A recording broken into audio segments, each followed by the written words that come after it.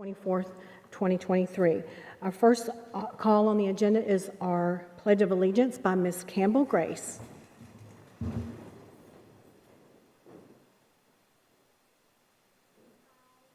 Pledge allegiance to the flag of the United States of America and to the republic for which it stands, one nation, under God, indivisible, with liberty and justice for all.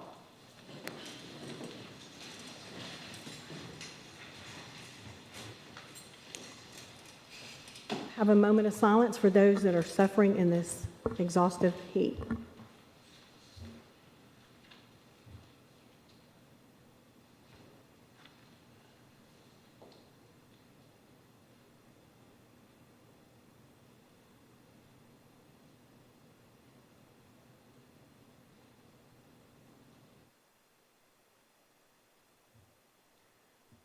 Okay, thank you for everyone being here tonight. First is the approval of the agenda. I'll entertain a motion. Thank you, Mr. Young. Is there a second? All in favor say aye. Aye. Anyone wish to abstain or oppose? Motion passes for the approval of the agenda. Any questions on the consent agenda? A lot of coaches.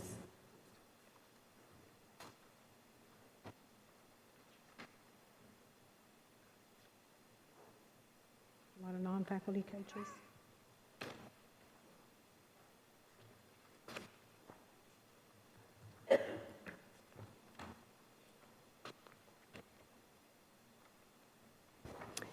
If there are no questions, I'll entertain a motion for approval of the consent agenda.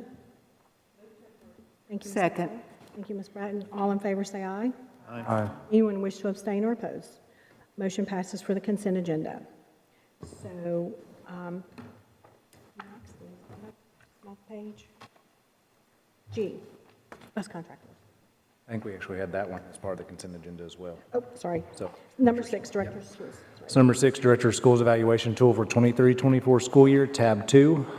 Recommended motion to approve is presented, and we've added a comment section for the end of every single major category as requested.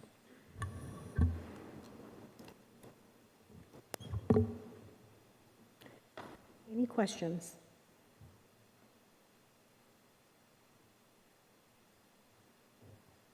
I'll entertain a motion on the Director's School Evaluation Tool. Move to approve. Thank you. Second. Thank you. All in favor say aye. Aye. Anyone wish to abstain or oppose? Motion passes for the Directors of Schools Evaluation Tool. All right, thank you. Number 7.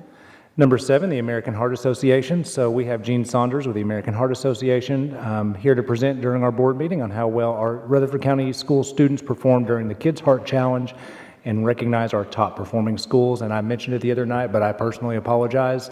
We had a Zoom principals meeting where she was on the agenda to speak, and I got so excited to talk through the principals meeting. She listened to every piece of information we had, and then I forgot to let her speak. So If there's a test, I'm ready for it. you are, that's great. We're still looking for teachers. But thank you so much for having me today and letting me speak tonight, Dr. Sullivan. I appreciate that. But Very welcome. I really wanted to come out tonight and just say thank you to Rutherford County Schools and all of the folks that I get to work with across the district. I would clone them if I could, because it's just an amazing group of folks in Rutherford County. We had 29 schools that participated this past year in either the Kids Heart Challenge or the American Heart Challenge. For some of you, formerly Jump Rope for Heart, that may be more familiar to you, but to some people it will always be Jump Rope for Heart. But the mission is the same. You know, we're hoping to empower students and families around better cardiovascular health. And so we had over 25,000 families that received our information across the schools. We had over 3,485 students take a challenge, a heart healthy challenge. You know, we had money that went back to our schools, over $12,000 that went back to our schools that was earned based on the money that they raised. And so in Rutherford County Schools, $150,121 was raised for the mission of the American Heart Association, which goes to fund the $10,986,000 that's actually funded in the state of Tennessee. I'm very proud that we have the institutions that can conduct that research in the state, and Rutherford County Schools does so much to help us fund those research grants every single year, so thank you for that. And our next slide. This is super exciting to me. I brought a plaque that I want to present to Dr. Sullivan because Rutherford County School District was our second highest fundraising district in the state of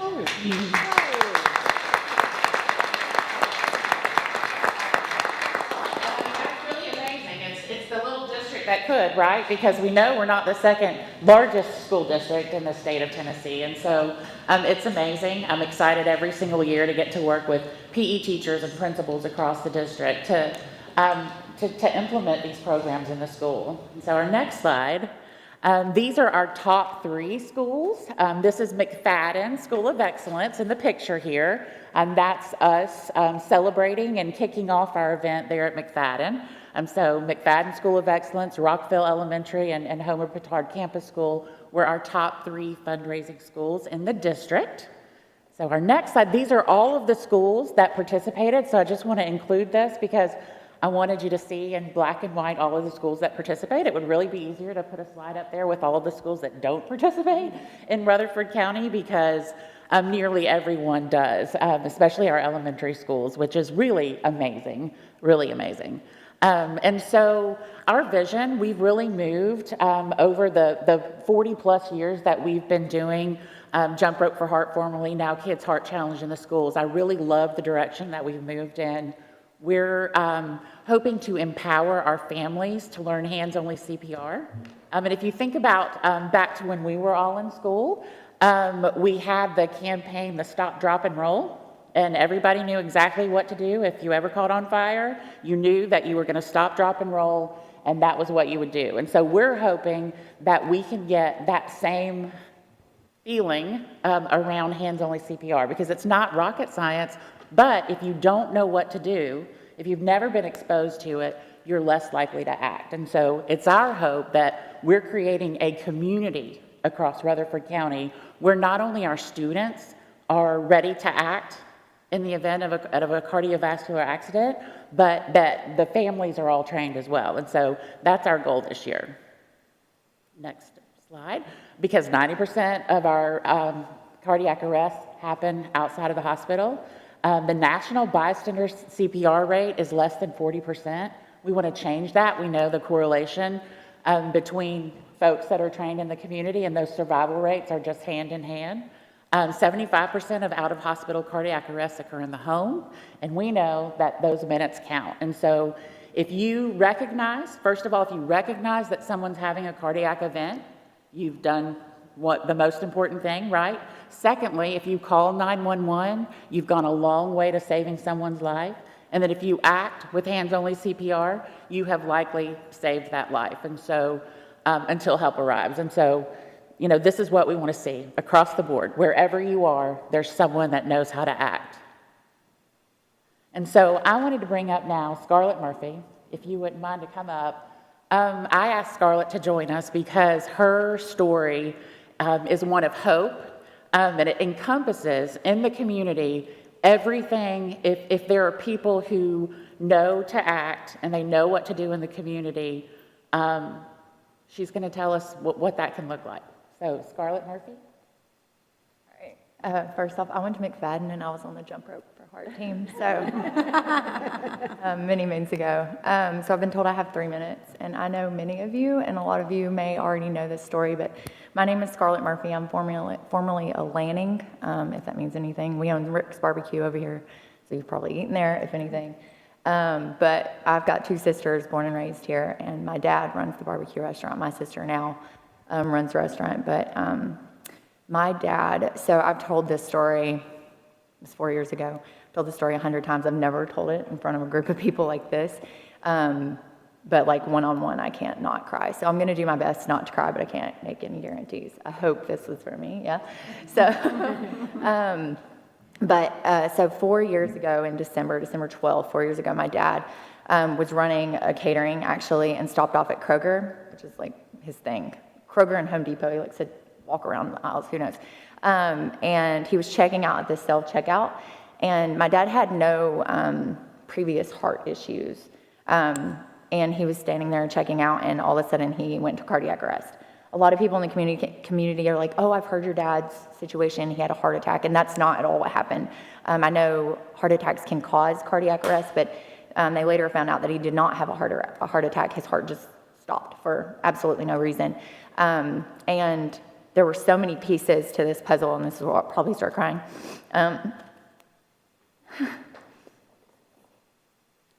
So he was in the self-checkout, and I don't know if it was a kid. I call it a kid because it's probably a person younger than me, but when it happened, Dad like flew his arms back, and you don't really know what's going on. It looks like a person just like angry, and a kid just happened to be standing there and caught him. And one of the things with cardiac arrest, especially if they're standing when it happens, is they'll hit their head, and there's brain damage from that because they're falling, full dead weight. And so the kid caught him and laid him down, and the lady that was checking out started CPR immediately. And she was a retired nurse, and so she knew what she was doing. She broke his sternum and 7 ribs. So she was a little lady. Her name's Sue. So if you're ever at the Kroger Las Casas, find Sue. I don't even think she works there. And that's the thing with this story. There's so many people that were like a part of this that aren't even there anymore. And so anyway, she started CPR immediately. And my dad's not a small man, and she broke his sternum. And so she started. And another piece of the puzzle that's crazy, because normally, and I was reading statistics, normally it's like 10% if you're outside of a hospital survive. And then if you're outside of a hospital and you're in public, it's only like 6%. And then it's 3% if you're outside of a hospital in public and you're alone. And that's my dad's situation. So like his chance of survival was crazy low.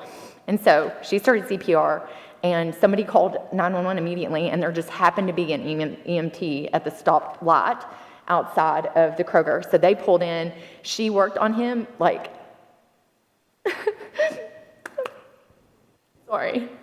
She worked on him until they got there, and then they started working on him, and they did the AED, and they couldn't, I think it was like a 6-minute window from the time the kid caught him, because we went back and looked at the cameras, from the time he caught them to the time that they were like, had the machine on him. So just something crazy, and she was working on him the whole time. And so they got him in the ambulance. So from the time that they got his heart started to the time that he had cardiac arrest was 36 minutes. So my dad's heart wasn't pumping on his own for 36 minutes. And so I had to go back and read all this because, it's crazy. You forget the little details. But when we got to the hospital at St. Thomas, there was a brand new heart doctor who was amazing. Literally brand new. It was like his first week or something crazy. And they got on him. The crew that caught him, took him in at the EMT. 2 of my friends were on that, and they were a part of that. And so talking to one of the nurses later, she said, normally when you see somebody come in that condition, you never see them again. And so later we had a party, and those two of those girls came and got to talk to him, and it was just such a neat experience. But anyway, so we get to St. Thomas Rutherford. They life flight him to St. Thomas West, and from there it was a process. So the first night, the nurse told us, you just need to be prepared that he's not coming back, and if he does physically come back, he may not be there. And so each night it was something new. 3 nights later, they told us that he might have colon cancer, and he couldn't survive that. So we went out and sent out prayer requests via Facebook, which is such a powerful tool. And the scan came back clear from colon cancer. And then they came back and said that, we're going to do a CT scan for as long as his heart was out. There's a really good chance that he's going to have significant brain damage. And they did a CT scan, and it showed no brain damage. And then, so each time they told us something, it was, and not to down the nurses and the doctors. We had 2 nurses, Micah and Danielle, who were part of why he survived, because they loved him like he was their own. And they're not even there yet anymore. So it's just crazy. All these people that weren't there, they were there for that one moment to have an impact on his survival. So anyway, long story short, they told us, we're going to do a brain scan now, and they did another brain scan and no damage, and then they told us that his kidneys were failing, and then we went out and prayed and came back and his kidneys weren't failing anymore. And so there were so many things that it's just like little pieces of the puzzle that had to happen. And so I think 42 days. So they took out the trach. They told us he may not be able to talk. He was talking. He was dancing to music when they told us, his clenching of his hand could have just been a reflex. His blinking of his eyes when we asked him questions, again, could be a reflex. But on day 42, I think 27 is when he went into rehab. On day 42, he came out of the hospital and he was out of rehab here in town. He was walking and talking and remembering his second grade elementary teacher and just things that he shouldn't remember. And honestly, if you have had a chance to talk to him, he's an incredible man. He's maybe the kindest man you'll meet. And the fact that he survived this, we told him, you have a bigger story to tell. There's a much bigger impact here than just you surviving and being here for us girls and my mom. But you may not know this, if you know him, he's a super emotional man. Like he can't even think about it without crying because he feels so blessed. And so all of this to say, if you talk to him now, he's got short-term memory issues, and that's probably it. But he's also old, so who knows? maybe that, no offense to anybody that considers themselves old. So you don't know. And people in the community that know him, he's the same person. And all of this goes back to, we wanted him to meet Sue, the CPR lady, because she genuinely, the doctor said, without her starting that immediately, he may have survived, but he wouldn't be the person he is, or he would have survived bodily, but not mentally. And so she is the reason he's here and who he is today. And so it's funny, you mark those sheets when your kids send home these things and you send some money in and you're like, yeah, I've been affected by heart, whatever. And I never thought we would ever get a call. And so when she called and asked if we would speak and tell the story, because it is such an amazing story and it all stems from that one person that knew CPR, that makes a huge impact. And so she wanted me to share that story with the community, and hopefully this kind of pushes you to go out and get CPR certified, or just, you can even watch the Office episode where they, that's almost all the information you need, I think, to be successful. So, anyway, thanks for listening, and I'm sorry I got emotional. It's okay. Scarlett. Thank you, Scarlett, for sharing your story. But she did make it through without crying too much. I'm not doing so well, but like I said, I really wanted Scarlett to come out and share that story because we want more Sues in the community. And so that's my goal, is I want to start with Rutherford County. I work in 29 different districts, and I want Rutherford County to be that model, like you are in so many other ways, of a community that's prepared and ready to act, and so that we have more Mr. Lannings out there and we have more Sues out there. So thank you so much for all that you do. We couldn't do what we do without you. So thank you. Thank you.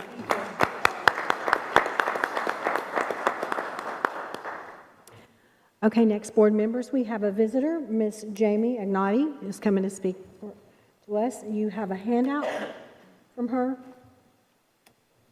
in your stack. Welcome. Now? Yes, thank you. Good evening, Dr. Sullivan and esteemed school board members. On behalf of the parents of the Stewart's Creek Schools, thank you for taking the time to listen to our letter of petition and consider our recommendations. The 259 parent-signed petition, which you have received, asks you to support the proposed recommendation to cap the number of students who are zoned for Stewart's Creek Elementary School effective October 1, 2023, and remain until the new elementary school is built. We are requesting you cap enrollment at Stewart's Creek Middle School as well. Many of the classes have 32 to 35 students in them, and teachers are now being tasked to teach multiple grade levels due to the increasing number in student population. To premise this, Ms. Waltman, an 8th grade ELA teacher, is now tasked with teaching 7th grade during her directed studies period. Multiple other teachers have been impacted by this as well, and most students attending the middle school believe that they too need portables and additional teachers in order to have a successful school experience in an environment conducive to learning. Secondly, we ask when considering the RSP projection numbers, you begin with rezoning the elementary schools in our county to alleviate the overcrowding both at Stewart's Creek and at Blackman Elementary. We understand town hall meetings will be held and parent participation and feedback will be welcomed, and we invite this board and encourage you to host one of these on the campuses of Stewart Creek schools. Third, we ask that you consider staffing our school based on the student enrollment numbers rather than traditional staffing procedures previously used. Schools with greater student enrollment should have a higher number of SROs, EAs, office personnel, nurses, and instructional coaches. The fact is, without these additional employees at our higher populated schools, we are creating an unequal educational experience and potentially an unsafe learning environment for our children. Fourth, we ask that real-time camera surveillance is acquired, installed, and directed at all portable classrooms immediately to ensure the safety of both our students and our teachers and DAs. Currently, educational assistants are spending a significant amount of time helping students enter the building from their portables for students' personal needs instead of truly performing the job for which they were employed, which is to assist in the educating of our children. For this reason, we are requesting the school board fund portable monitors whose sole responsibility is to ensure that students get to and from the building safely and as necessary and put our EAs back in the classrooms. We recognize this is not an easy solution to overcrowding in our school system, and I personally admit I too am the problem. I recently moved here from Louisiana to offer my children a better educational opportunity than that of what they are receiving in Louisiana. As a mom and a former educator, I know firsthand how difficult this is for all involved. And we also understand that your hands are tied based on the will of the County Commission. So we respectfully ask that you partner with us to help those in leadership recognize the need for more schools, increased funding, and stronger infrastructure support. We truly appreciate your time and consideration in this matter of our children's education and safety. Thank you. Thank you so much. So, we're going to have Miss Jessica Johnson next with Atlas.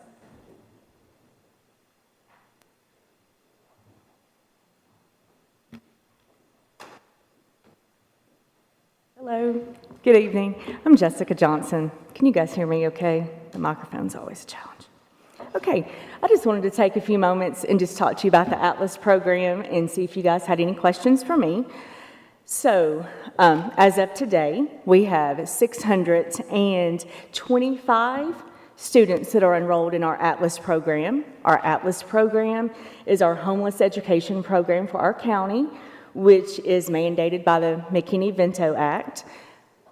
We ended the last academic year with 1,637 students. So as of today, we're 30% on a 30% increase of this time last year with 200 more students than we had this time last year. I do think we're doing a very good job of identifying students, but I also think we have a great need. So homelessness, the way we identify homeless students, and I've put some information in front of you if you want to review it and have it for later, or if you have questions for me. So we identify homeless students by students doubled up, living with other people or family members because of eviction or loss of housing, living in motels, living in homeless shelters, or living unsheltered in their car or in buildings that are not suitable for housing. The programs that we provide with the Atlas program is transportation to the School of Origin. And the School of Origin is where the student attends school when they become homeless, because we want to maintain consistency for the student. When the student moves, maybe they move into a motel or in with another family, that's then their school of zone, so they can attend their school of zone or their school of origin, but they're not picking in between there. So we provide transportation to those two locations, one or the other. Of course, breakfast and lunch is free. We provide snacks, weekend food, and when we're out for extended breaks, we provide additional food. We ask for any parent to let us know that they need additional food, and we send that home. And we also provide hygiene items. We have some community partners that we have agreements with that the McKinney-Vento grant pays. The Boys and Girls Club in Murfreesboro and Smyrna. We have after-school programming. and we provide buses that pick up and take the students to the Boys and Girls Club. We also have a summer program, and this is for any student that's a rising first grade student and to a rising senior. So they provide mentoring, tutoring, food, all that good stuff, and a safe place for our students. Indoor athletics is another program that we partner with. They provide the same services as the Boys and Girls Club, but they focus specifically for our students in shelters and motels. And then we have a program with STARS, and that's providing counseling for K through 5, specifically for attendance, chronic attendance. So if we have a student that's missing 8 to 10 days of school, we start contacting parents. We have a previous school counselor that's retired from Rutherford County Schools that works 2 days a week.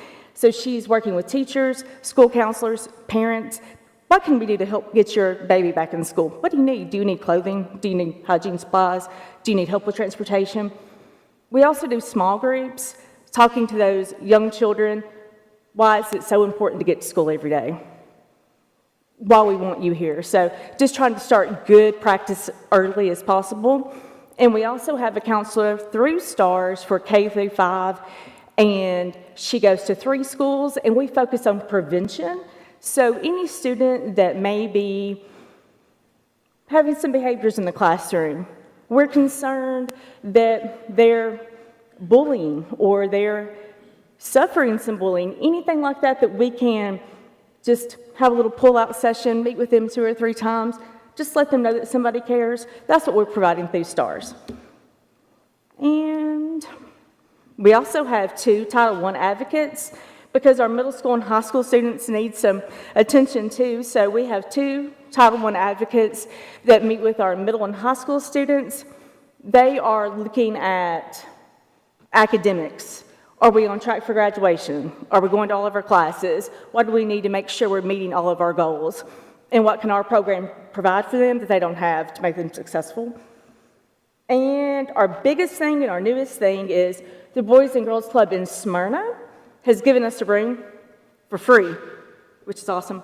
Kyle Bowron is there, and it's a FRC. It's a Family Resource Center that we're working on.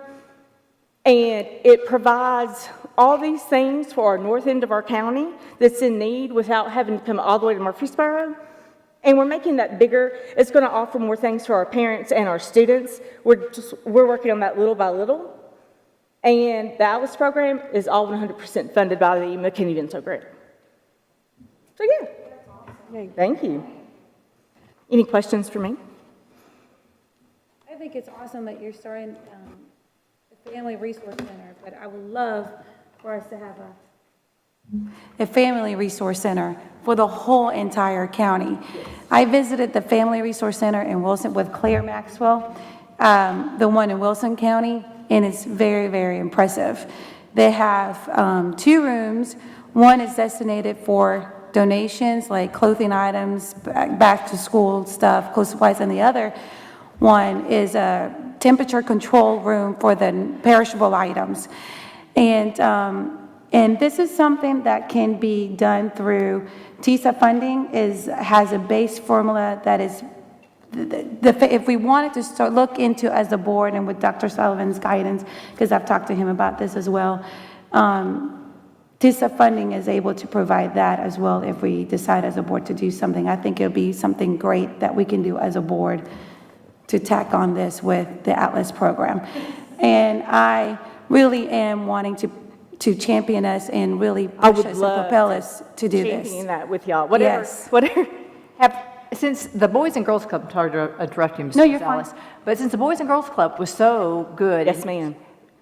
Well, we have a Boys and Girls Club up here too, and Cheryl Chestnut is amazing. Have you thought about approaching her? Yes, and Cheryl was a part of it with Smyrna as well. Okay. Smyrna just had the space. Yeah. And we said, yes, ma'am, we want it, like whatever we can do. And that's how we got that. We would love a clothing closet. We are looking at ways to make that happen. Can we partner with the school program to make that happen? Can we find a space? Does anybody have some extra space? CTE, DECA, somewhere? So, right, could a CTE program like DECA partner with us? Could we Yeah. focus on like professional clothing to help with interviews and the programs that are going out of the country into other states to perform soon? You know, we need to make sure that those students are prepared for that and able to attend.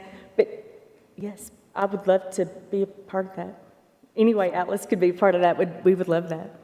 Absolutely. Madam Chairman, didn't you talk about starting to do a professional, you've talked to some of us about, Yes, Ms. Johnson Professional and I clothing. visited last week with Kyle Brown, I'll Boron. never get her name right. Boron.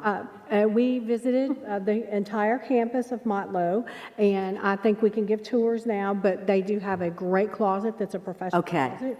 So right now, in the beginning, I believe what we're going to do, the last time I spoke, was we're just going to try to meet the needs of those students that are going to Carnegie Hall next year and Australia. But we're still trying to work on some other things and find out things that were going on. I knew you had mentioned We having, because lots of us have nice clothing. we do, we do. People really want to provide, and they call the Atlas office often, and I never want to say no, but I have to because I do not have a space. We have hygiene supplies, we have food, and we have school supplies, and we're in a portable, and that's the whole portable, because we're not a full-size portable, we're smaller. We just do not have the space for the clothing at this time.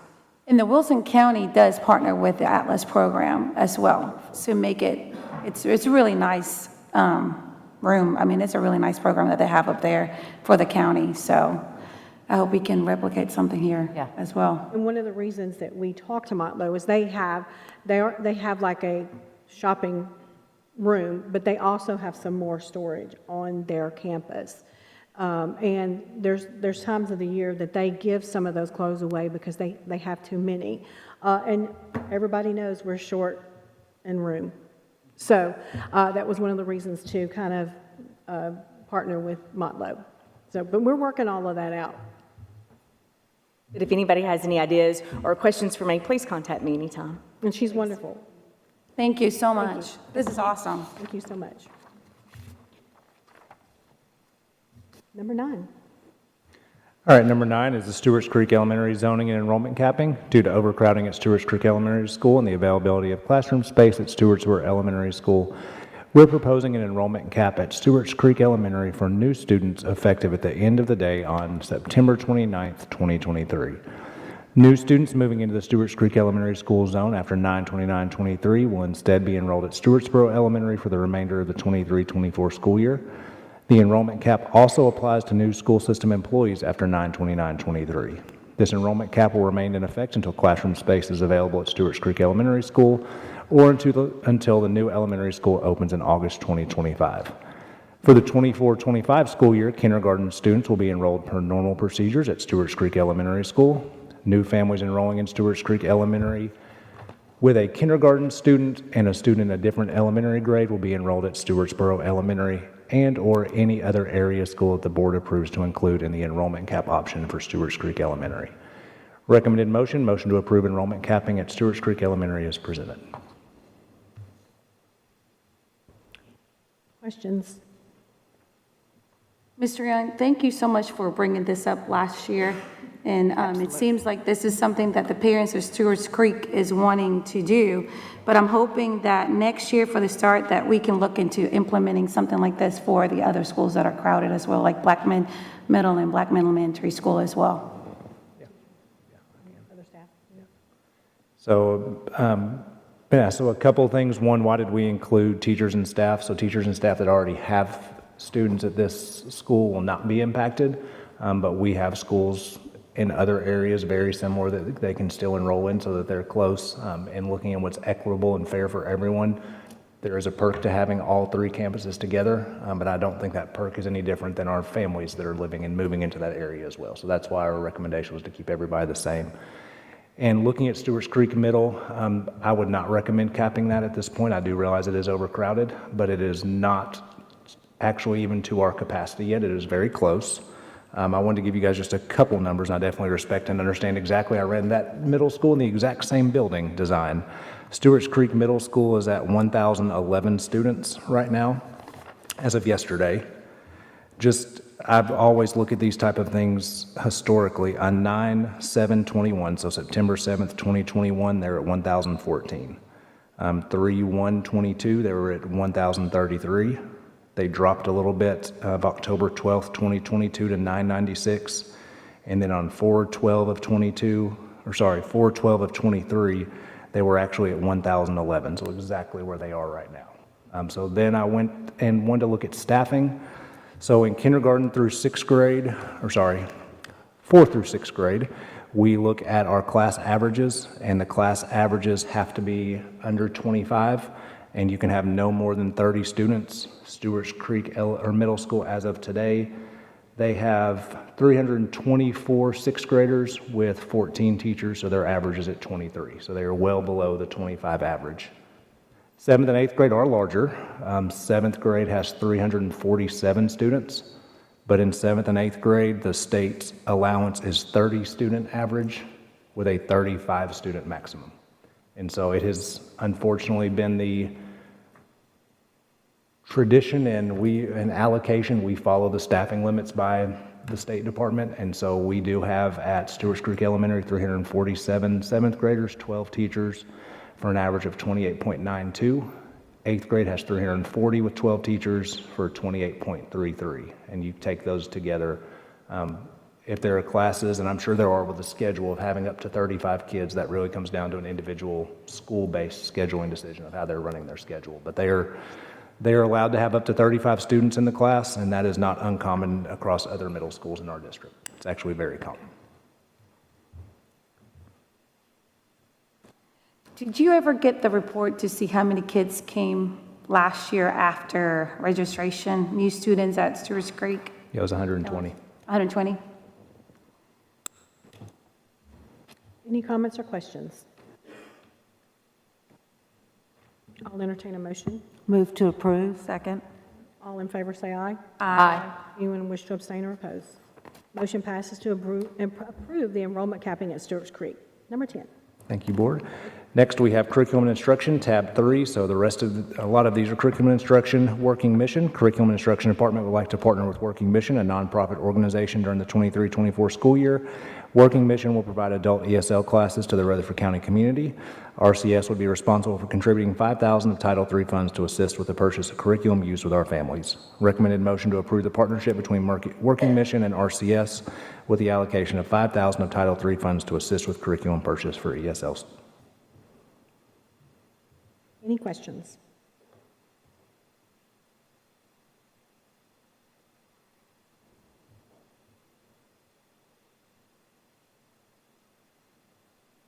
This is the first year we've worked with them? Okay.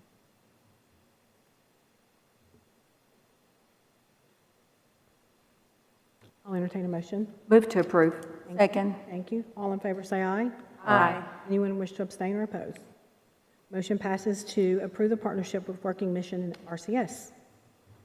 All right, next we have our curriculum leads. Curriculum Instruction Department would like to allocate approximately $300,000 of Title II funds to support curriculum leads at each school.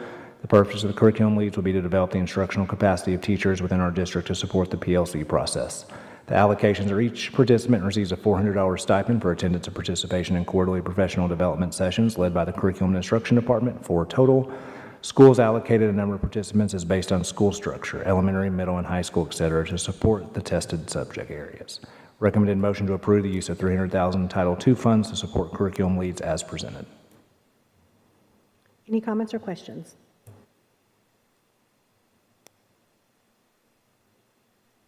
Y'all forgive us. We've been in the heat all day. Forgive us. I'll entertain a motion. Move to approve. Second. Thank you. All in favor, say aye. Aye. Anyone wish to abstain or oppose?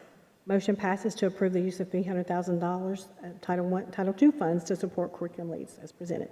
All right, thank you all. Now we have eHall Pass and Flex Time Manager, and again, this was part of our general purpose budget already approved. The Instruction Department is requesting to purchase eHall Pass and Flex Time Manager, an online management system. eHall Pass allows teachers and students to streamline Hall Pass management and provides tools and insights to help schools keep their students safe and ensure schools maximize instruction time. Flex Time Manager gives teachers the ability to easily plan and schedule time to offer support to students during remediation and enrichment. The license for both of these programs includes access for all students at the 10 high schools and a pilot program for 1 middle school for a total cost of $138,350 for the 23-24 school year to be funded through GP funds. Recommended motion to approve the purchase of eHall Pass and Flex Time Manager for $138,350 through GP funds for the 23-24 school year. So this is an electronic hall pass program. Yes, No more Post-it notes. hopefully not. Madam Chairman? Yes, ma'am. Could I just know, do we have the middle school chosen yet? It's going to pilot? Whiteman Middle. Okay. Good choice. Our middle choice. school that's the size of a high school, yes, that Yes. one. Thank you. Any other comments or questions? I'll entertain a motion. Move to approve? Second. Thank you. All in favor, say aye. Aye. Anyone wish to abstain or oppose? Motion passes to approve the hall pass and the Flex Time Manager. All right, next we have, due to increased need of connected technology programs and services, examples Skyward integrations, and our increased attention to student privacy and accurate data entry, curriculum instructions requesting a title change and reprioritization of job duties for our current district instructional technology integration coach.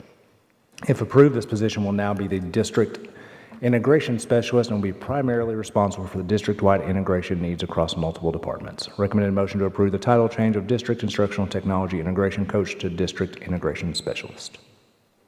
And this is just a title change. Yes. There's no money involved in this.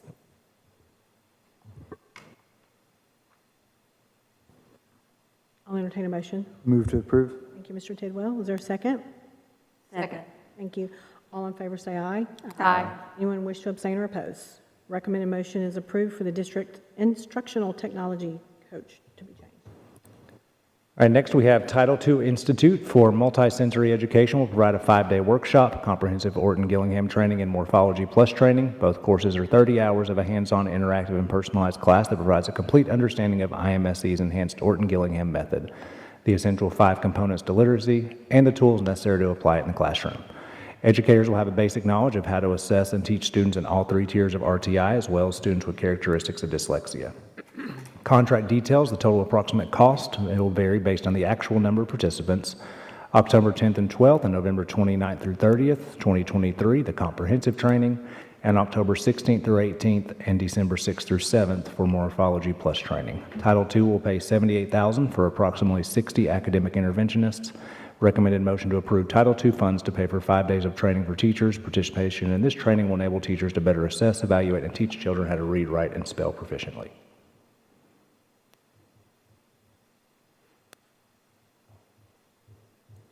That doesn't seem like a lot of money It is not for the number, yeah. compared. We've been doing this a long time, too.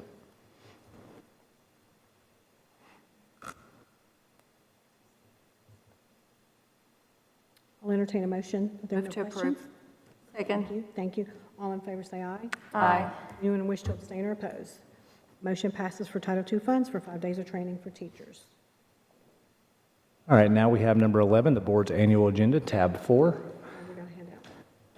So you have a handout for this as well. It was listed in the tab, but printed it as well. So the annual agenda highlights items for board consideration and activities of note for information. Annual agenda is not intended to be an all-inclusive list of board actions. It does not include routine businesses conducted by the board during regularly scheduled meetings. Annual agenda is a constantly evolving plan, and items may be added, moved, or removed as needed. Recommended motion to approve the proposed annual agenda broken down by month for the 23-24 school year. There's a lot on here. It's a lot. We just went through all the policies last year to figure out how we needed to organize and strategize. Thank you. Was that Ms. Ridley? Ms. Ridley help with the policy?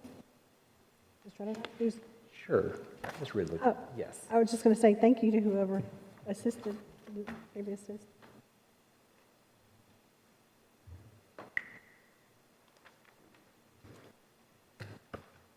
Any questions or comments? I'll entertain a motion. Move to approve. Thank you, Mr. Tidwell. Is there a second? Second. Thank you. All in favor say aye. Aye. Anyone wish to oppose or abstain? Motion passes for the annual agenda by month. Thank you so much. All right, number 12, we have the NFHS contract renewal with Rockville High School, tab 5. We're requesting a contract renewal with the National Federation of High School Sports Network, NFHS, for 5 years starting August 1st, 2023. This is at no cost to the board. All cameras have been installed and are working properly under our current agreement. We would like to extend this agreement for the next 5 years. Recommended motion to approve the contract renewal with the National Federation of High School Sports Network as presented. Any comments or questions? And this is where parents or grandparents can watch from home.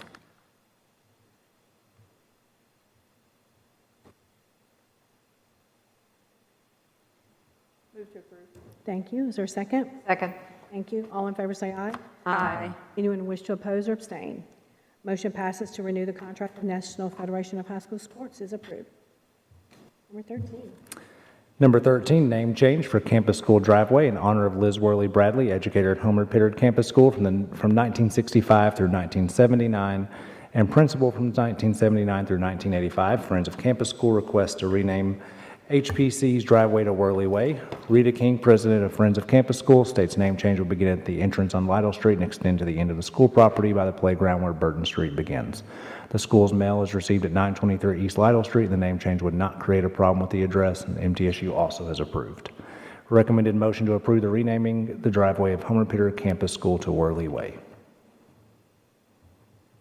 Mr. Lee, you've helped me with the renaming of a street. How many streets do you think we've renamed since you've been here? Not many. Not many? Okay. I'd say maybe 5 to 7. It's not something that's done on a regular basis. So it's a true honor to have that done, correct? Yes, It is. I would say so. That's what I'm saying. It's not done very often.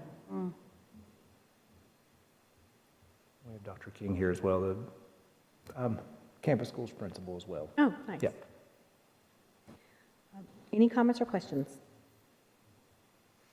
I'll entertain a motion. Move to approve. Thank you. Is there a second? Second. Thank you. All in favor say aye. Aye. Anyone wish to abstain or oppose? Motion passes to rename the driveway at Homer Pittard to Worley Way. Number 14. Number 14 begins the partial part of our board agenda that we should have renamed Eagleville. Number 14 is Financial Matters, tab 6. Board recognition of the Eagleville Parent Volunteer Organization at Eagleville School, EPVO, as an RCS school support organization, SSO. Per RCS Board Policy 2.404, only a group or organization that's entered into a written cooperative agreement with the board may use the name, mascot, or logo of a school or the school district to solicit or raise money, materials, property, securities, services, or other things of value. The Eagleville Parent Volunteer Organization has provided information requested from the board's written cooperative agreement, and they will be recognized as an RCS SSO. Recommended motion to approve EPVO as an RCS school support organization. We need some more acronyms. Yeah, that was rough. But it's integral to our school system and the sports program. Any comments or questions?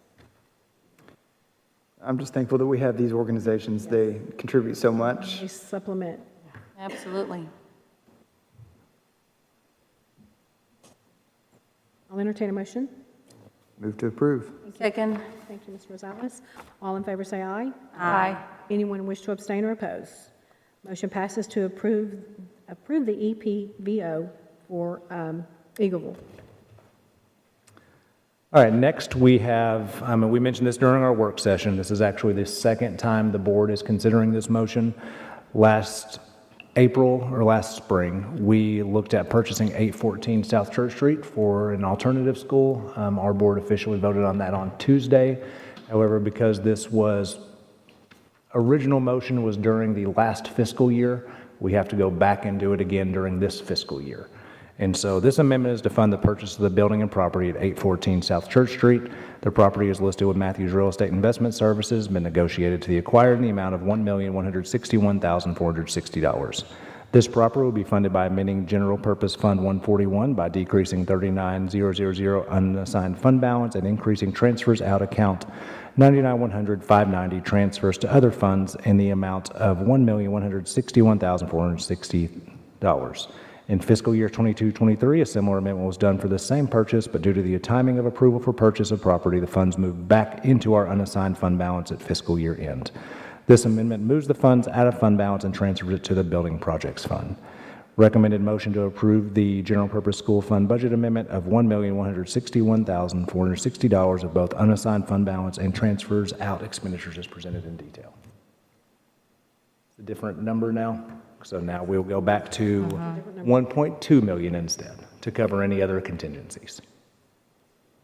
So a motion to approve the amendment of 1.2 million of both unassigned fund balance and transfer out expenditures as presented. So 1.2.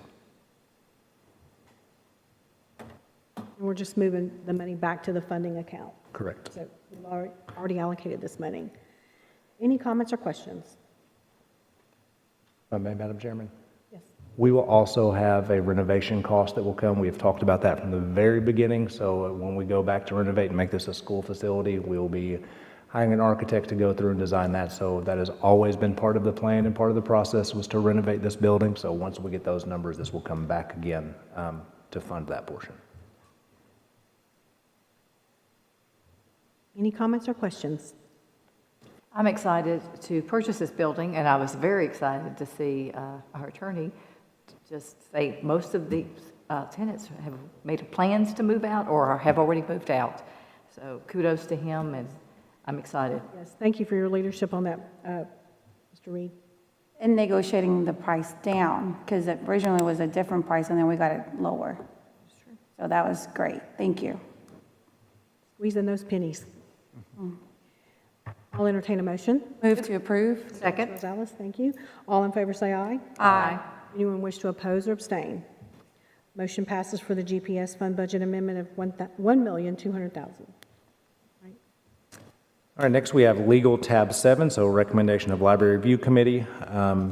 So you have a list of library review committee in front of you. We do have one change. So the high school, so board policy outlines the chair and the director of schools to establish a library review committee of 11 individuals.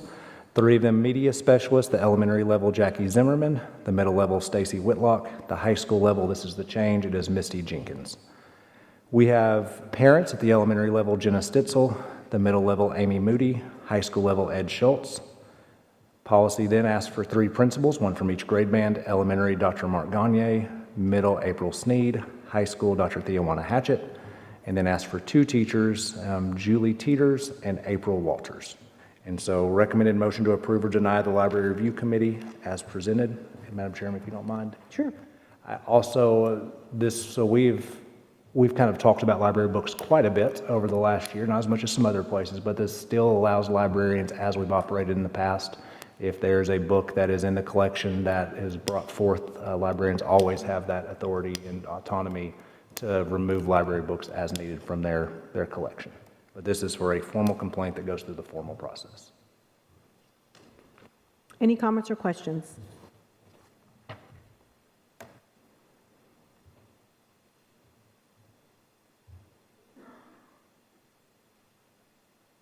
I'll entertain a motion. Move to approve. Second. Thank you. All in favor say aye. Aye. Anyone wish to abstain or oppose? Motion passes for the library committee as presented. Out-of-county transfer. All right, next we have an out-of-county transfer student. The board has been requested to admit a transfer student from another school system under discipline. The student is remanded for violation of school rules fighting. According to policy 6.318, the board may deny admissions of any student except those in state custody when a student transfers from another school system while under suspension or expulsion. Director of Schools' recommendation is to admit and place into alternative school. Recommended motion to admit or deny the admission for this out-of-county transfer student as presented.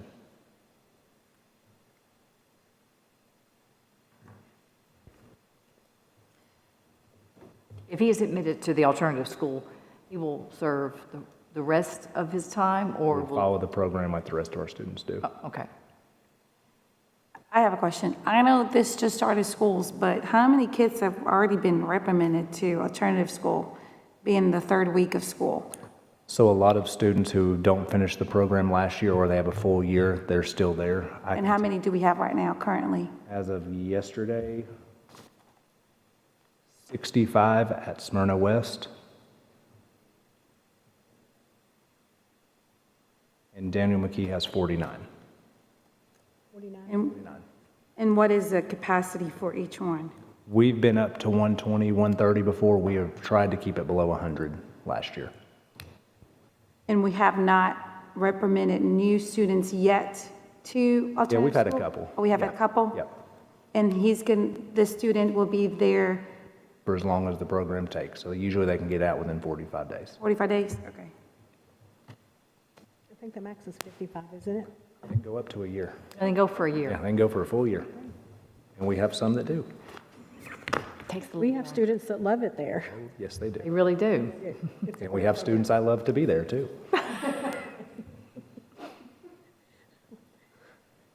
Any further questions or comments? I'll entertain a motion. Motion to admit the student, out-of-county transfer student to the alternative school. Thank you, Ms. Maxwell. Thank you, Ms. Bratton. All in favor, say aye. Aye. Well, I was going to make a statement about, before I voted, because I had been opposing the students to come to alternative school because there was not capacity at the schools. So I had been opposing, so I voted aye this time since there was room until we get back to a state where there isn't any room. But hopefully, the building at Church Street will help alleviate those issues. But I wanted to clarify that before we went into a vote, so I apologize for that. Okay, so we had a first and a second. All in favor, say aye. Aye. Anyone wish to oppose or abstain?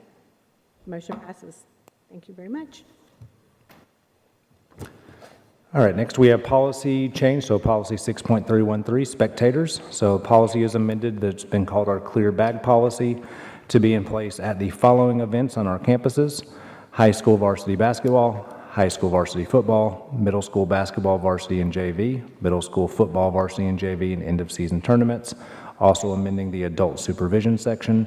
Children who are middle school age or younger must be accompanied by an adult, preferably a parent guardian, for entry into high school varsity basketball, high school varsity football games, and end-of-season tournaments. So we have two motions. First motion, Madam Chairman, is recommended approval, motion to suspend Board Policy 1.600 to specifically waive the two readings requirement for the above policy as presented. Yes.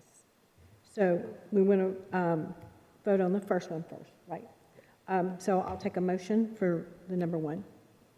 To approve. Thank you. Is there a second? Second. All in favor, say aye. Aye. Anyone wish to abstain or oppose? Motion number one passes. All Number right, two. so this would move this policy change to go into effect starting tomorrow. So recommended approval, motion to adopt the first and final reading of the above policy as presented. Any comments or questions? I would just like to say that if you're looking for a clear bag, make sure you get a high school branded one from Oakland, Smyrna. Yeah, just going down the list. I was speaking with Commissioner Wilson's wife today, Natalie, and she said she was at the store picking up a couple of them, and the lady said, "Come over here and look at this one," and she handed it to her. She goes, "It's nice." She said, "Yes." She said, "How much is it?" And it was $200. Oh, wow. Well, I'm not sure what the plastic bag was made out of, but My gosh. she will not be carrying it to any of our sporting events. Wow. That's how we're going to fund new buildings. Yeah, you're on to something there. Long-term plan. Yep, that's a long-term plan. I'll entertain a motion for number two. Move to approve. Thank you so much. All in favor, say aye. Aye. Anyone wish to abstain or oppose?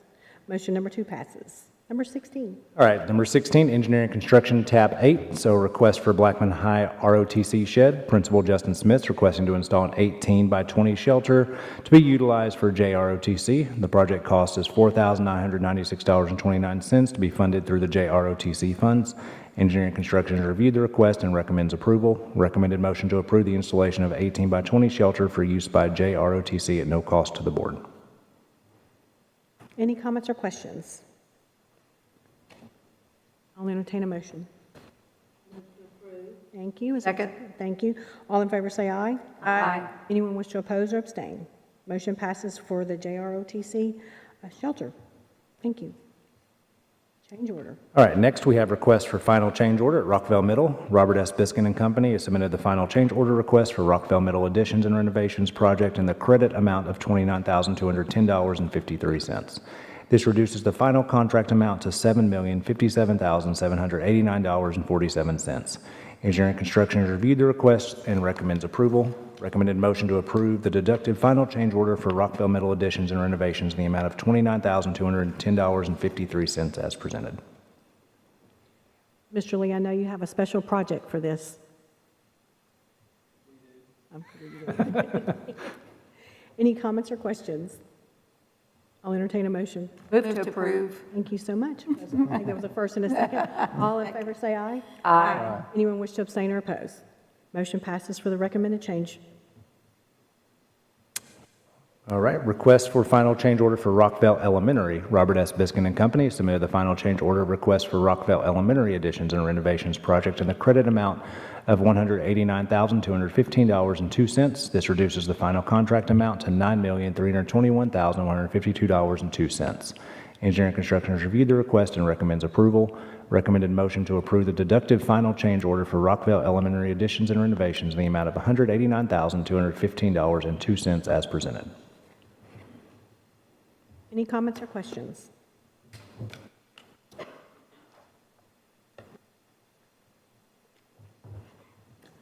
I'll entertain a motion. Move to approve. Thank you, Ms. Gonzalez. Thank you. All in favor say aye. Aye. Anyone wish to oppose or abstain? Motion passes for the change order for Rockville Elementary. Christiana Elementary. All right, request for Christiana Elementary Playground. Principal Chris Lafferty is requested to install an R5 custom playset, small playset, play net climbing feature to the playground. The cost for this structure is $15,880 and will be funded through proceeds from the school fund run. Engineering Construction reviewed the request and recommends approval. Recommended motion, as a dad, I don't like this, but as the superintendent, recommended motion to approve the Christiana Elementary request to install a small play net at no cost to the board is presented. And that's where my kid goes, for anyone that didn't catch that. So, who gets hurt all the time. No pies to the faces on this? No, not on this one. Any comments or questions?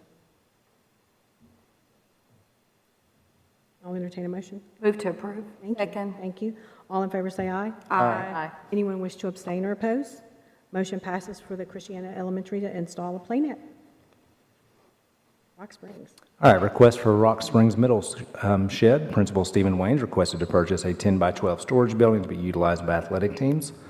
The cost for the shed is $3,301.25 and will be funded by school funds. Engineering Construction has reviewed the request and recommends approval. Recommended motion to approve Rock Springs Middle's request for a shed at no cost to the board is presented. I think we just need a big storage unit. We do. Complex. Any comments or questions? I'll entertain a motion. Move to approve. Second. Thank you. All in favor say aye. Aye. Anyone wish to abstain or oppose? Motion passes for Rock Springs Middle. Safety budget. All right, school safety budget estimates and review of costs. School safety to receive the funding from the state for the 23-24 academic school year in the amount of $2,067,000. While we have many requests and upgrades, we realize these funds will not be sufficient to cover them all in 1 year. We had to allocate these funds based on any type of items that were identified in our plan that was identified last year. So the school safety plan for this year's funds as follows: school safety plan requirements, $250,000, glass lamination film, $500,000, concealed weapons detection, $606,000, video surveillance, $400,000, mobile CCTV trailer, $151,200, and miscellaneous contingency, $93,067, for a total of $2,067,000. And again, these will all come back before you to bid, and we can always go back and amend this as if needed. Recommended motion to approve the concept request for the 23-24 Safe Schools expenditures. Any comments or questions?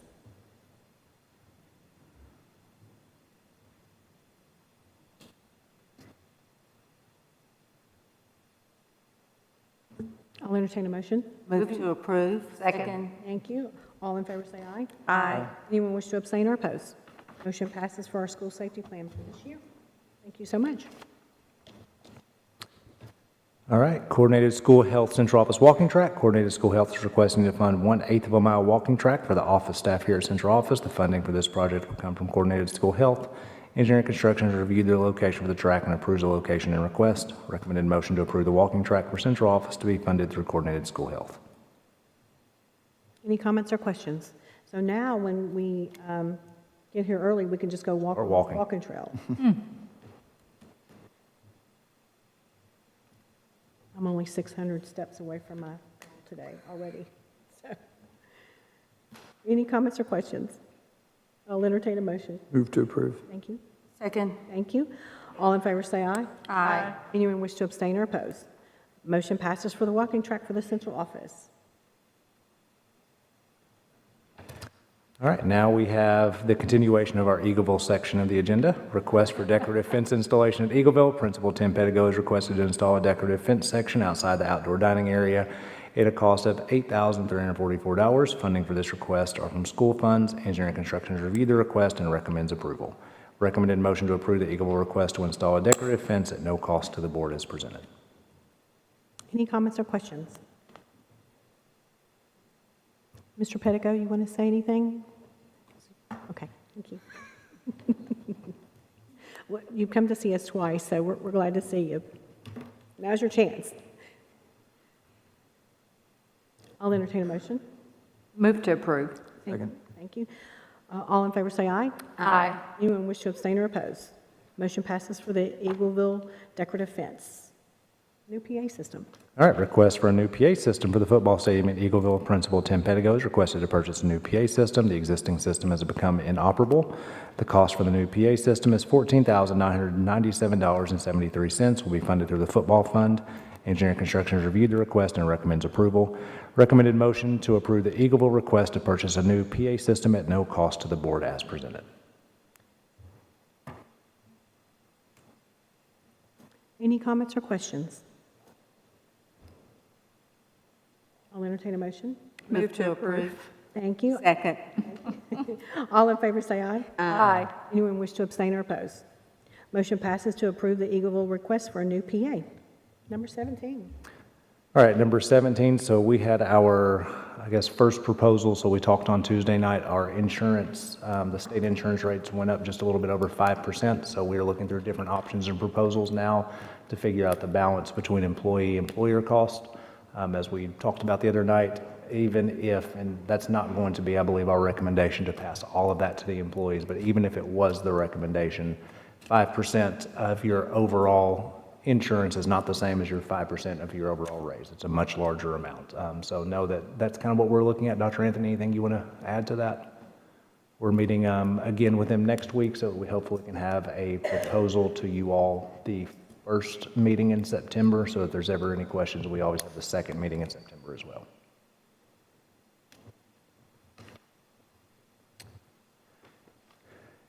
All right, director's report. So summary report of alternative schools. Dr. Chastain, I'll let you go first.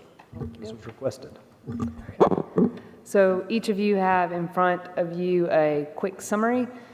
This that you see, the bulleted list, numbers 1 through 4, those were the original recommendations and our goals for last year.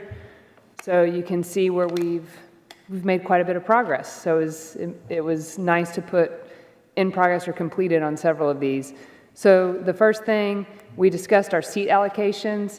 One thing I would like to bring up on the enrollment totals, our online alternative school option that we're going to talk about in a little bit, those are also showing up in those total numbers. So in a lot of times we'll be able to, it will look like we're over capacity. So that's a good thing. Not that we're at capacity, but that we have other options. We have also been able to formalize an integrated behavior program with our behavior specialist or behavior interventionist that we've added in elementary school. I know that's not directly related to our alternative schools, but it's the elementary solution to some of the extreme behaviors they were seeing last year. The next thing, we've added BIC and RISE programs, so you'll see the additions we've added there. And finally, what I think you're interested in tonight is our online alternative program. So that was number 4. So roughly 50%, as of last year, roughly 50% of our remandments were for THC or vape. So that's quite a few students that are occupying seats at our alternative schools. So after that law was passed to allow an online option, and I am being specific to say an online option and not our virtual school. So this is completely separate from our Rutherford County virtual school. So that's an important distinction. So what we have started this year is, you'll see the details below, and we already have, I think we might be up to 3 or 4 students that have taken this option. So the eligibility for our online alternative school option is for students who are first-time drug offenders or have been punished multiple times for vaping. So 3 or more vape offenses. Those are the 2 categories that we are providing the online alternative school option to at this point. It is a 20-day program, so that's 20 school days. The instruction is handled through a program called Edgenuity, who we've been using in Rutherford County for a while. Our content specialists have adjusted the scope and sequence, all the materials align with where they're coming from, so their zone school transitions over to during those 20 days, so they're staying aligned with our standards and our classwork. The instruction is monitored by the instructional coach at the alternative school, so that was in the budget this year for additional staff at our alternative schools. So they are monitoring Edgenuity through that platform at the alternative school. So they are totally enrolled in Daniel McKee or Smyrna West, and there is no staff members that are required to kind of manage that at the zone school. The progress is monitored by that instructional coach, and the program itself also monitors attendance. So if students are not progressing, then they will be sent to in-person alternative school in addition to what they served online.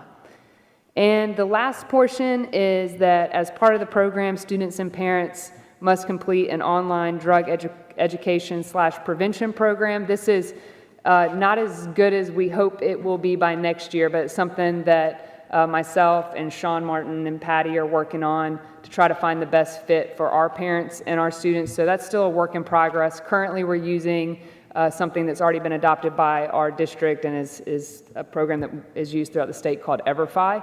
So that's what we're currently using, although we're looking at a couple other more targeted options for specific needs that our kids and students might have. Questions? I think this is great. I don't know about the board. I'm excited about the online drug education prevention program that the parent and the student will do together. I don't know if I've shared with you in the past that was a program that I had done similar with in another school for other reasons, but that was part of it, so I'm excited about that. But I would like, if it's to see a report maybe every 2 months or quarterly of our behavioral program, how we're doing that since we implemented the BIC and RISE, because what really stirred that and sparked that is the issues that were happening, and so I would like to see how that is also contributing to the behavioral program. It's the behavior issues. And in our elementary program, we're going to get our first look at actual data tomorrow. So great. I'm sure Dr. Sullivan will be sharing that with you. So we are taking as much data as possible. I can say anecdotally, the addition of the behavior interventionist has been a huge plus for our elementary schools. And I think the additional staffing and placements for BIC and the ASD classes as well has been a big asset. So thank you for supporting that. Thank you so much for sharing all this stuff. Can I ask, how close are we to, it says under her next steps, create in-person drug prevention program for parents and students. Having children in high school, been around, working at a high school, there are those kids that have been doing this for a while, and parents may be frustrated. Are we looking at giving them an avenue to help them to get the help that they need, maybe in person? Yeah, and this is going to take some time to ramp up. I know that Patty's back there. So Sean Martin has done quite a bit of work looking at other districts and how different districts kind of manage this portion.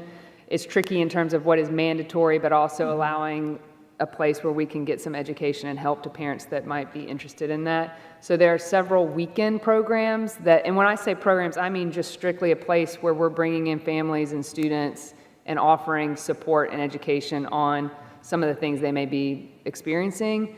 So that would be the extent I believe that our school district would go, but then it would be hopefully an avenue to get them some additional. I just can imagine there's some frustrated parents out Oh, there. sure. And this seems to be a cyclical thing and, you know, for years. Yes. So I'm glad that we're trying to do our would best say to next help the year. families. Yep. Thank you.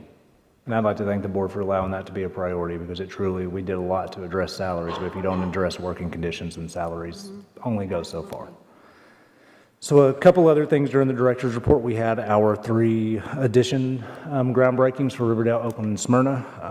I know that at each one of those of us that graduated from those schools kind of got to talk and address that. Inadvertently, Mr. Young graduated from Oakland High School, did not mean to leave you off of that. So anything you want to say about the additions as well?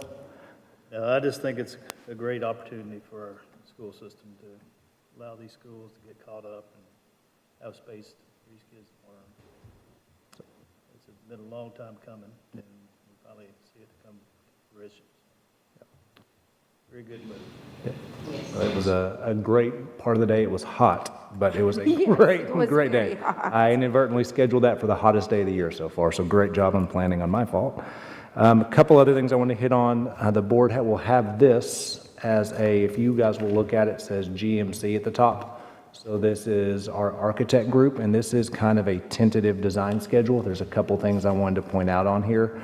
So of course, we already started the architect design back in the spring, allowed us to be able to move. This is on the Beatty property for an elementary school, and it is just titled Beatty Elementary. That's not the official name. Just, truly, we named them projects. And when we opened Plainview, it was Tan Oaks. Wasn't that the name of it that we called it? And so each one has its own name. Yes, I came across it. Yes. So wanted to just kind of give you an idea. We met with county finance director as well to kind of strategize a timeline. Our ultimate goal is to have this building open 8/1/2025. And I hate to say goal because realistically that has to happen. Yes. Our entire zoning plan really hinges on that occurring. And if that doesn't occur, everything else falls. So a couple dates that I wanted to really bring to attention. You'll see that we plan to submit to the fire marshal in the middle of December, and then also submit for bid in the middle of December as well. That would allow us to have a bid opening date on 1/18, which is a Thursday. We would probably have to do a special call that next Monday to approve the bid because we would have to hit that health and ed meeting, which is 1/23 the very next day. That allows us to hit health and ed, budget, and the county commission for February. That gives us about a 1-month wiggle room if something goes awry, but anything outside of a month, struggle would be even a strong word. I don't foresee a scenario that we open if we don't get this done to the county commission before March. So I wanted you to have an idea of what we're kind of looking at from that perspective. Also, we have Esmeralda Wilson, so I'll call her out here. So she has joined a month and a half ago in our department of 3, including Esmeralda. So she is over here taking minutes, and you'll see her in most of our board meetings. I want to thank Mike Walls, who is maintenance director, and then Trey Lee, chief operations officer. So one of the hottest weeks of the year, of course. We had a couple chillers go down in places, but we're still able to continue to have schools operate. I don't want to jinx it because tomorrow's still the hottest day, but you guys have done a fabulous job going back and forth between the schools to make sure they stay as cool as possible. So thank you. And then last thing I wanted to hit on is talking about student performance, because that's ultimately why we're here. We're here to make sure that our students succeed. There are 2 major ways that schools and students earn. They get an achievement score, which is truly, did they meet proficiency? Then they also get a score, and schools get a score for growth. We, of course, want achievement, which was the kid proficient? And I'm pulling this straight from the state's website. So what is the difference between the 2? Achievement measures a student's performance at one point in time. So they took a test in April. How they do in April, were they on grade level? It is highly correlated with a student's demographic. So poverty level, English language learners, student with disability, all those things, it's highly correlated with it. It compares students to just an overall standard. Did you meet 60%?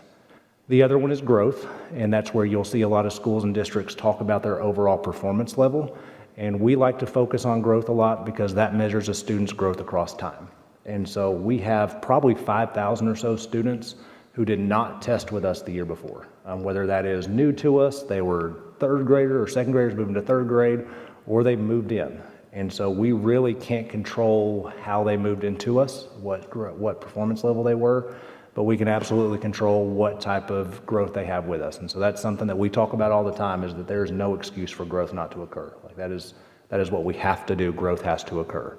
And so we're extremely excited to announce, so we are a level 5 school district. Yes. So that embargo is lifted, and the state defines that as level 5 means there's significant evidence that the district students made more growth than expected. And that's what we want. We want our kids to outperform what models expect them to perform. We also were a level 5 district in all 4 subject areas. So not just our overall composite score, math, reading, science, and social studies were all level 5. And then we had a record number of schools. We had 26 of our 48 tested schools also reach that level 5 level. And so you'll start seeing a whole lot on social media. I thank our board for just kind of really honing around instruction. The board has homework. They have a book as well, and it's still called Leading PLCs at Work, district-wide, so from the boardroom to the classroom, because instruction should be our focus. So we're going to start talking about instruction a lot as far as looking at the board and how we impact, but that's truly what our focus has been, to try to avoid some of that noise and focus on instruction. And I thank you guys, and ultimately I thank our students, teachers, and schools for the work they do each and every day, because our team works hard, you guys work hard, but we don't teach a kid in the district. And so Yes, thank you to the teachers that are in the audience tonight. Thank you, yes. And thank you for ordering the book. Yes. So, and that is all that I have. Ms. Rosales? Yes, I do want to give a quick summary. So I'm just a messenger, so please don't shoot the messenger. Just giving facts. So the governor called, obviously, a special session because of what transpired in Covenant School. So the House and the Senate has met for the past 3 days in a row. The Senate voted to table discussion and postpone some of those discussions until the next General Assembly in January. And then after 3 days of going back and forth, what I can say is that there's probably going to be 3 bills that are expected to pass, because again, I had explained that you have to have a co-sponsor for both the House and Senate, and then it has to be discussed and scrutinized on both chambers. So out of that, I will say that 2 bills will tackle gun safety, and the other is going to tackle sex trafficking. So that's going to be the outcome of this special session. I don't know when the House is going to adjourn, but I believe the Senate is on its way to adjourn. That's all I have. Thank you, Ms. Rosales. Anything for general discussion? I have something. I wanted to bring something to the attention of the boards, to the board's attention. As you are aware, our ESL population has grown in the past years by over 140%. I'm not really sure how much has grown this year, but I know, since compared to last year, because I haven't seen that numbers, but I know the trend is consistently on the rise. And at the start of this school year, I gathered a group of Spanish-speaking individuals to help translate at different Title I schools with Mr. Mark Goulian's assistance. And on August 7, 5 Spanish-speaking individuals volunteered their time to serve as translators at Title I schools. And I was one of them. And the translator's objective was to assist parents and guardians in completing the free and reduced lunch forms. And I served at Smyrna Elementary School. But serving as a translator was truly an eye-opening. It is vividly highlighted the pressing need for more translators to support our schools. Being present at the school facilitated essential conversations underscoring the necessity for assistance not only during registration days, but also during events like open houses. And the idea really to provide school translator was ignited by the meal debt budget, which was initially budgeted at $500,000, which unexpectedly escalated to $700,000 at the end of 2020-22 and 2023 school year. And given the current growth, which has exceeded projections by nearly 1,000 students, we're on track to doing that this year, there's a real possibility that the bad meal debt could escalate to $1 million. So it's imperative that we actively seek ways to reduce the bad meal debt. And one avenue to explore is increasing the number of volunteer translators to assist with form completions at the start of each school year, in addition to exploring grants and other resources, as well as introducing measures to address the escalating costs of bad meal debt. So I'm asking the board to look into ways to cut down the bad meal debt so that we can use that money towards other things like deferred maintenance and things like that. That's all I have. Thank you. Anyone else? I would like to add a few comments. Based on our tour today with the buildings and all, I was just thinking, you know, we had, if you average that out, those schools are about 45 years old. Of course, Oakland, Riverdale is 51. But looking at those campuses today, you couldn't tell it. Those schools are very well taken care of, and that's kudos to our maintenance guys and looking out and protecting our investments. And we get our money's worth out of our buildings. So I just like to point that out, that anytime we invest in a school building here, we're going to get our money's worth, because a lot of districts would be tearing schools down once they get that old. We don't. And our campuses still look great. So. Thank you, Mr. Young. Anyone else? I'll entertain a motion. Move to adjourn. Thank you, Ms. Bratton. We're adjourned.